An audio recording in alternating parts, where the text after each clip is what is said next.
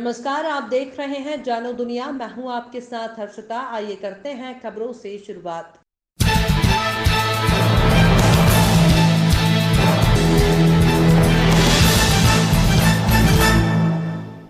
एक तरफ कोरोना का संकट तो दूसरी तरफ महंगाई की मार ने आम आदमी का जीना दुभर कर दिया है। जबलपुर में दूध व्यवसायियों द्वारा एक बार फिर से दूध के दामों में वृद्धि किए जाने से लोगों के घर का बजट बिगड़ रहा है।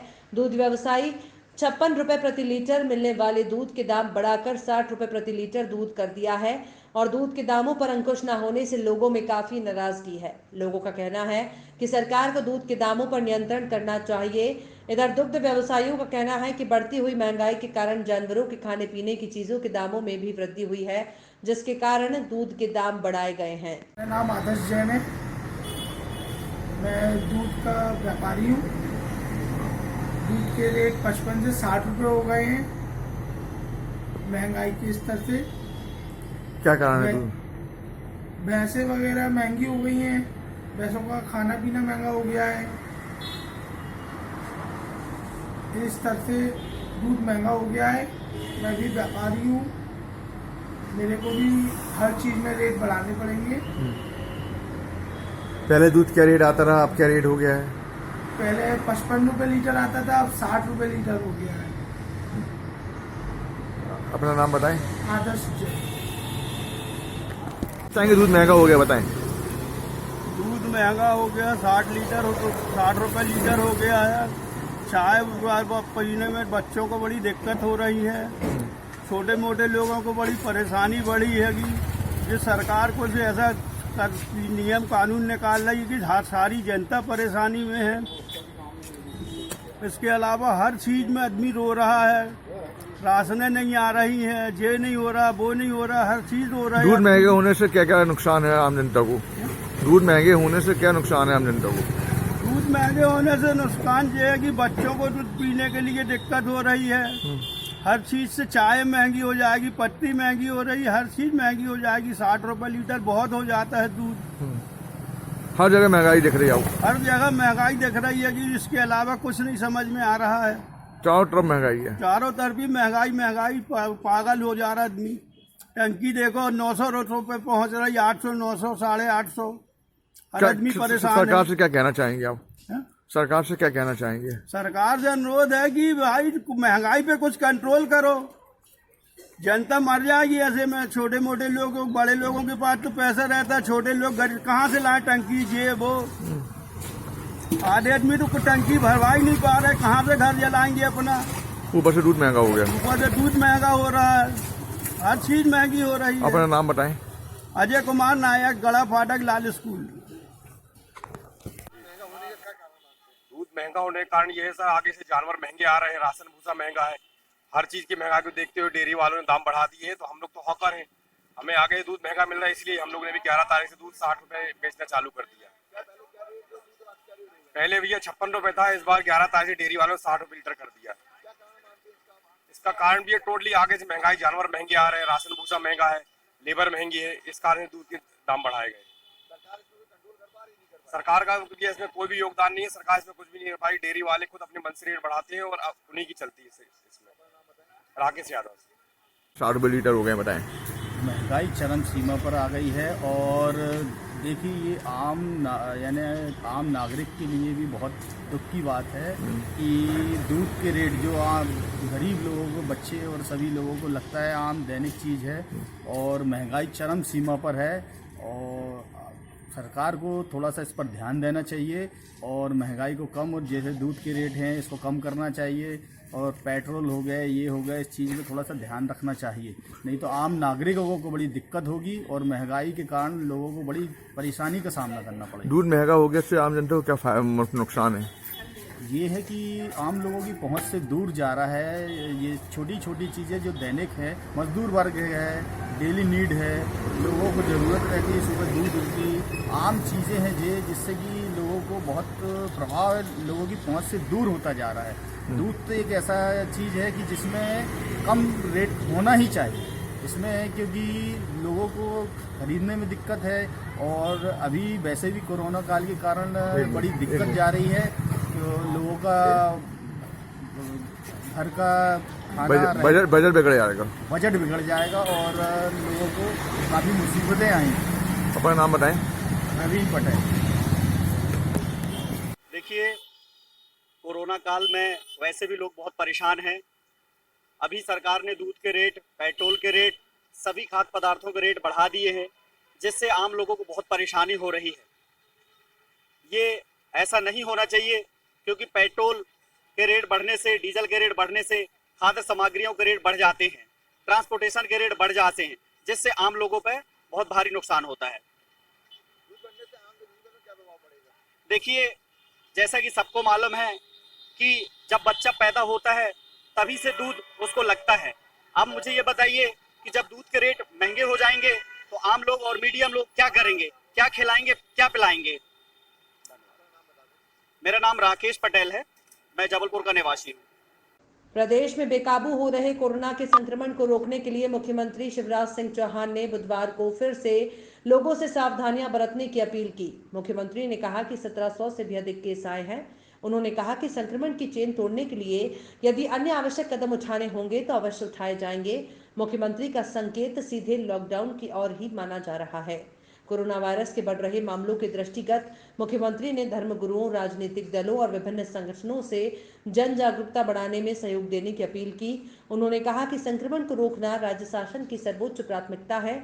मुख्यमंत्री ने नागरिकों से अपील की है कि वे स्वयं और समाज के हित में, राज्य और देश के हित में फेस मास्क का अवश्य उपयोग करें और अन्य सावधानियों का भी पालन करें। कोरोना संक्रमण आज भी लगातार बढ़ा है। आज 1700 से ज़्यादा मामले पॉजिटिव मध्य प्रदेश में आए हैं। संख्या रोज बढ़ रही है और मुझे गंभीरता से ये लग रहा है, मेरी सुरक्षा मेरा मास्क, मेरी होली मेरे घर, ये अभियान तो हम चला ही रहे हैं, लेकिन संक्रमण की चैन तोड़ने के लिए हमको कुछ और कदम उठाने पड़ेंगे। ये मुझे आवश्यक लगता है। एक बार फिर विचार विमर्श करके आज फिर कुछ फैसले करेंगे। मैं सभी राजनीतिक दलों को भी आज अध्यक्षों को पत्र लिखूंगा, धर्म गुरुओं को भी पत्र लिखूंगा, अपील करूंगा और मीडिया के मित्रों से भी अपील करूंगा कि सब मिलके जागरूकता का अभियान चलाएं भी और उसमें सहयोग भी करें, ताकि हम बढ़ते हुए कोरोना के संक्रमण को प्रभावी ढंग से रोकने में सफल हो सकें। बाकी सब काम चलेंगे, लेकिन अब हमारी सर्वोच्च प्राथमिकता है कोरोना के संक्रमण को बढ़ने से रोकने की। दतिया में 2 से 4 अप्रैल तक स्टेडियम ग्राउंड में आयोजित किए जा रहे फाग महोत्सव आयोजन को लेकर लिटिल फ्लावर पब्लिक स्कूल में पत्रकार वार्ता का आयोजन किया गया। फाग महोत्सव के पदाधिकारी संयोजक मनदाता सिंह परमार, अध्यक्ष जगत शर्मा, सचिव मनिंदर सिंह, महामंत्री राजेश मोर द्वारा फाग महोत्सव कार्यक्रम में व्यवस्थाओं की जानकारी दी। अध्यक्ष ने बताया कि दतिया की जनता के लिए गृह मंत्री डॉक्टर नरोत्तम मिश्रा द्वारा विशेष व्यवस्था की गई है। सोशल डिस्टेंसिंग और मास्क सैनिटाइजर की व्यवस्था मुख्य द्वार पर की गई है। महिलाओं और बच्चों के लिए सुगम व्यवस्था का भी इंतजाम किया गया है। पत्रकार बंधुओं के माध्यम से पब्लिक को जानकारी पहुंचाने के लिए मुनिंदर सिंह ने कहा कि दतिया में फाग महोत्सव का भव्य आयोजन हो, इसमें हर वर्ग, जाति, परिवार की सहभागिता अनिवार्य है। फूलों की होली जो कि गीतांजलि शर्मा मथुरा से आती है, वो करती है, उनका आयोजन है। उसके साथ मैथिली ठाकुर का सूफी गायन और गजल गायन 2 तारीख को कुमार विश्वास जो कि विश्वविख्यात हास्य कवि है, उनका हास्य कवि सम्मेलन होगा और 4 तारीख को अंतिम दिन बॉलीवुड सिंगर बादशाह और उनके बैंड की प्रस्तुति होगी। इस आयोजन से संबंधित विभिन्न तरह की समितियों का गठन किया गया है। जैसा हमारे साथ में हमारे आयोजन के संयोजक आदरणीय मानदाता सिंह जी परमार है और सचिव समिति के मनिंदर सिंह जी हैं और महामंत्री राजेश मोर जी हैं। तो इस तरह से अन्य भी समितियां बांटी गई हैं जो ग्राउंड से लेकर और मीडिया का काम जो है वो जितेंद्र गोस्वामी जी इस आयोजन में देखेंगे। तो सारी अलग अलग, जैसे ग्राउंड की समिति अलग है, और स्वागत समिति अलग है, मंच की समिति अलग है। इस तरह से बहुत सारी समितियां आयोजन को सफल बनाने के लिए वर्गीकृत की गई हैं। अभी हमारी समिति पूरी तरह से आयोजन के प्रचार प्रसार में लगी हुई है। इसके अलावा जो सबसे महत्वपूर्ण बात है वो ये है कि वहां पर आने वाले तमाम दर्शकों को बहुत अच्छी व्यवस्था वहां पर की गई है। महिलाओं के लिए अलग व्यवस्था है और सोशल डिस्टेंसिंग के साथ महिलाओं के लिए अलग व्यवस्था है, परिवार के साथ आने वाले लोगों के लिए अलग व्यवस्था है, सामान्य जन की अलग व्यवस्था है, अधिकारियों की अलग है और प्रेस वालों के लिए विशेष व्यवस्था है। इस तरह से जैसे पूर्व में होता चला आया है उसी तरह उसी परंपरा में यह आयोजन पुनः आयोजित होने जा रहा है। अपेक्षा ये रहेगी कि आप लोगों का राजस्व और पुलिस विभाग ने संयुक्त कार्यवाही करते हुए अतिक्रमण हटाया। न्यायालय तहसीलदार पथरिया के निर्देश पर दमोह के ग्राम हिनोता में 50 बाय 50 वर्ग फुट जमीन पर अवैध कब्जा कर निर्माण किए जाने की सूचना पर कार्यवाही करते हुए उक्त स्थान पर बन रही दीवारें ध्वस्त कर दी गईं। अतिक्रमण हटाने की कार्यवाही निर्माणाधीन अतिक्रमण बसपा विधायक रामबाई के पति गोविंद सिंह का बताया जा रहा है, लेकिन अधिकारियों द्वारा अभी इस बात को स्पष्ट नहीं किया गया। अवैध कब्जा हटाने की कार्रवाई की, कहाँ पे कार्रवाई हुई, किसके खिलाफ कार्रवाई की गई? देखिए, न्यायालय तहसीलदार पथरिया की तरफ से थाना दमोह देहात को पत्र जारी हुआ था कि ग्राम हिनोता में भूमि खसरा नंबर 375 1.72 हेक्टेयर की भूमि के लगभग 50 बाई 50 वर्ग फुट के भाग पे जो है अवैध कब्जा किया जा रहा है और उस पर जो है निर्माण किया जा रहा है। मौके पर तत्काल कार्रवाई करते हुए चौकी प्रभारी सागर नाका, थाना प्रभारी तेजगढ़, नौहटा, थाना प्रभारी पथरिया और मेरे हमरा होते हुए तत्काल मौके पर पहुंचे और इस भूमि को जो है वो राजस्व विभाग अमले के साथ खड़े रहकर अतिक्रमण मुक्त कराया और जो स्ट्रक्चर बनाया गया था उसे जेसीबी से गिराया गया। सर, ये जानकारी लग रही है कि किसकी गई है जमीन? नहीं, राजस्व विभाग ने अभी सिर्फ इतना पत्र हमको जारी किया है कि इस भूमि पर जो है वो अवैध कब्जा किया गया। सर, निर्माण क्या था अवैध कब्जे के रूप में, क्या बना था? इसमें कॉलम खड़े हो गए थे और लगभग 4-4, 5-5 फीट की दीवारें खड़ी हो गई थी जिन्हें जो है ध्वस्त कर दिया गया। जबलपुर में चोरी की घटनाओं पर अंकुश लगाने के लिए पुलिस अधीक्षक जबलपुर सिद्धार्थ बहुगुणा द्वारा जिले में पदस्थ समस्त राजपत्रित अधिकारियों और थाना प्रभारियों को जेल से रिहा हुए और पूर्व में पकड़े गए नकबजनों से सघन पूछताछ और उनकी गुजर बसर की जांच करते हुए चोरी गए मशरूका की बरामदगी के लिए आदेशित किया गया है। इसी क्रम में समस्त थाना प्रभारियों के द्वारा पूर्व में पकड़े गए लूट और वाहन चोरी के आरोपियों की दिन में और नकबजनी के आरोपियों की लगातार चेकिंग की जा रही है। आदेश के परिपालन में अतिरिक्त पुलिस अधीक्षक शहर दक्षिण अपराध गोपाल खांडेल और नगर पुलिस अधीक्षक गोरखपुर आलोक शर्मा के मार्गदर्शन में थाना प्रभारी संजीवनी नगर भुवनेश्वरी चौहान के नेतृत्व में गठित को नकबजनी के 3 आरोपियों को पकड़ते हुए चोरी किए गए 10 लाख रुपए कीमती सोने चांदी के जेवर जब्त करने में महत्वपूर्ण सफलता प्राप्त हुई है। उल्लेखनीय है कि पकड़े गए आरोपी अकील खान शातिर नकबजन है। जिला भोपाल थाना कमला नेहरू नगर का निगरानी बदमाश है, जिसके विरुद्ध भोपाल के कमला नगर नेहरू थाने में 18 संपत्ति संबंधी अपराध पंजीबद्ध होकर विचाराधीन है। पूर्व में थाना आधारताल में 10 और गोहलपुर में 2 नकबजनी के प्रकरणों में पकड़ा जा चुका है। तरीका अपराध पकड़े गए आरोपी घूम घूमकर दिन में रैकी करते हुए सूने घर चिन्हित करते थे, रात में गैस कटर से घर के दरवाजे के कुंदे और खिड़की की रॉड जाली आदि काटकर चोरी कर भाग जाते थे। रुक रहे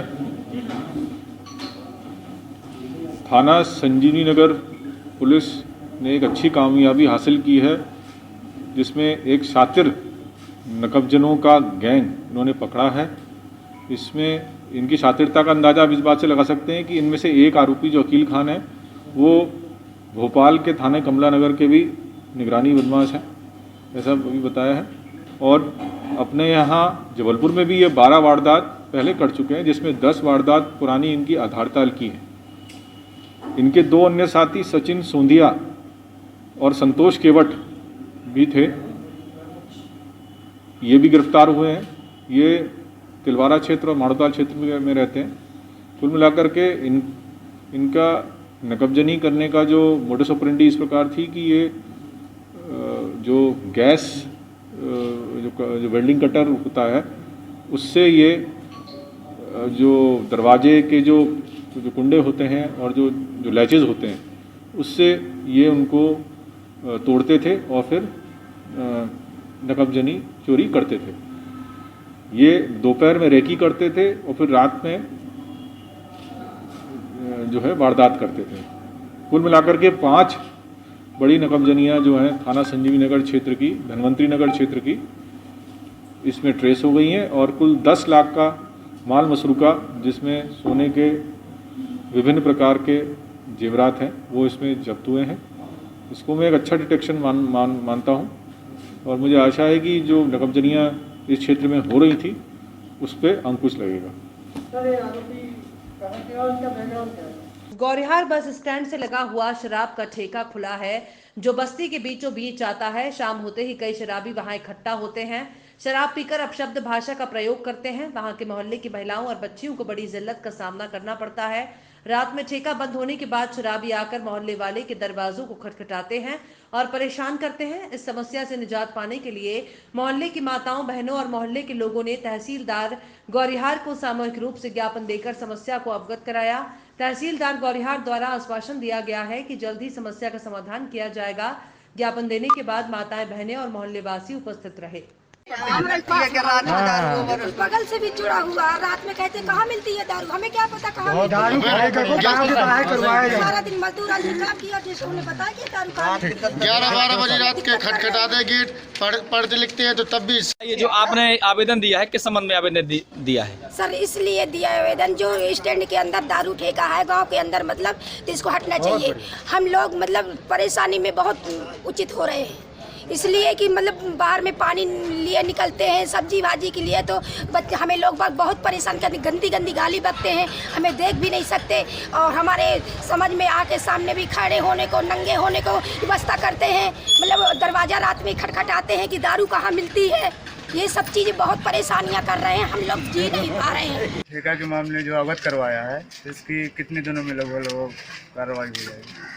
अभी ये चूँकि जिला प्रशासन का विषय है और जिला स्तर पे इसका निर्णय लिया जाता है, तो ये जो अभी ज्ञापन दिया है इसको हम जो है वरिष्ठ अधिकारियों तक प्रेषित कर देंगे और निश्चित रूप से जल्द इसमें कार्रवाई कराएंगे। सेवड़ा विधानसभा क्षेत्र के ग्राम थरेट में बिहारी जी मंदिर पर चल रही रामलीला में विधायक घनश्याम सिंह ने शामिल होकर भगवान श्री राम जानकी के स्वरूप की आरती की। उन्होंने उपस्थित जनों को संबोधित कर कहा कि भगवान श्री राम के उच्च जीवन दर्शन को अपनाकर अपना जीवन सफल बनाएं। उन्होंने 7,100 रुपए की राशि आरती को समर्पित की। इस अवसर पर ब्लॉक अध्यक्ष राम शर्मा थरेट, संजीव गतवार सरपंच, कमल किशोर शर्मा, नवनीत महंत, KP यादव, नौमी सिंह, सीताराम कुशवाहा आदि उपस्थित रहे।